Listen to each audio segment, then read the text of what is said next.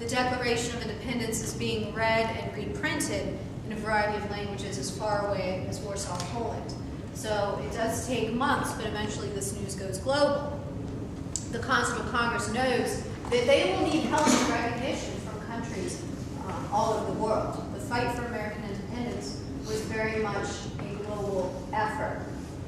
And it was a fight for political separation. The end of the war would not mean freedom and liberty for all. It's important to acknowledge that the men meeting in this room, the signers of the Declaration of Independence, represented the most privileged people with probably arguably the most to lose living here in North America. But those that fought and died for independence consisted of men, women, and even children, soldiers and civilians, free people, enslaved people, indentured servants, and Native Americans, people of all different religious beliefs, economic backgrounds, and political views. The end of the war, as I said, would not mean freedom and liberty for all, but it was an opportunity. It gave people hope that maybe one day in a new country they could be free, or later generations of their families could be free and have rights as well. It takes us a long time to get there, though. First, you need the United States to effectively exist. And in the years after the war ends, between 1783 and 1787, things quickly begin to fall apart. The first system of government also adopted in this room was known as the Articles of Confederation, and it allowed the states to gain independence from each other. Very quickly, things begin to fall apart. But if at first you don't succeed, what do? Try again. And for the revolutionary generation, there was no better place to try again. So, men who were involved in the revolution up to that point came back, again chosen by their state governments to meet here. They're here to write a new constitution. It is not easy. They all have different ideas of what it should be. But fortunately, through compromise, they start the work on our Constitution. Now, when you compromise, is everyone going to get everything they want? No way that's going to happen. But fortunately, these men realized hundreds of years ago that they would not solve all the problems at once. They would not draft a perfect constitution. From the start, they envisioned that in order to create a government which they hoped would last for ages, they must accept changes that ages will bring. So one of the most important parts of our Constitution, after the three branches of government are discussed, the checks and balance system between them, you get to a portion of our Constitution outlining how it can be changed. A formula for change exists. And each generation has been able to continue the work on the Constitution because of that. And that is what continues to bring people to this building because of what started right here in this room. Now, one of the oldest men in the room, the oldest man in the room, the time the summer the Constitution was written, Benjamin Franklin, he admits around the time of signing it, the Constitution's far from perfect, but he leaves here feeling pretty hopeful that the work will go on. And he has something to say about what is today the only piece of original furniture in this room, big chair up on the platform. All summer long, Benjamin Franklin had been looking at the sun parked on the top of that chair, and for a lot of the summer, he was afraid the sun might be setting. But at the end of the summer, he says, at great length, I have the happiness to know that is a rising, not a setting sun. Benjamin Franklin left here full of hope that the work he started would go on. It was a new beginning for a young country. Hundreds of years later, here we are. It is still a work in progress today. In 2016, is our Constitution something that means freedom and liberty for all? Or are there ways it could be made more free for more people, this country that is? That is a question many have pondered inside this building from places where you stand. Later Americans like Abraham Lincoln, Frederick Douglass, Susan B. Anthony, Alice Paul, and Martin Luther King.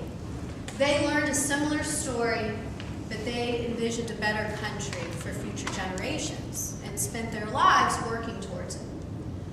So the story starts when a room full of men declare independence, but it continued when slaves had the courage to run from their masters, when women just 100 years ago were brave enough to demand the right to vote. The story continued 50 years ago on July 4th, 1965, when among crowds of celebration, men and women came to this block with picket signs to fight the discrimination they faced because of people they loved. The work is ongoing. It inspires and challenges people all over the world, even still today. So as you leave here today, I hope you'll leave with a better appreciation for the world we live in. In many ways, the history of this room continues to have something to do with it. Now, your time in the building is not done. If you choose, you may take a quick trip up to the second floor where you will meet another park ranger who will be happy to tell you about some lesser known stories of this building. The stairs are just to your left before the back door from where you came in. The steps are steep, so please use the handrails. You are also welcome to exit at this time using the back door, same way from which you came in. I will be in the hallway for questions if you have them. Otherwise, get some photographs in here quickly and make a decision to either leave or head upstairs. Thank you. Have a wonderful afternoon. And walk around. Yes. You can touch it. Yeah. So this. Yes. So really just be right there. You see.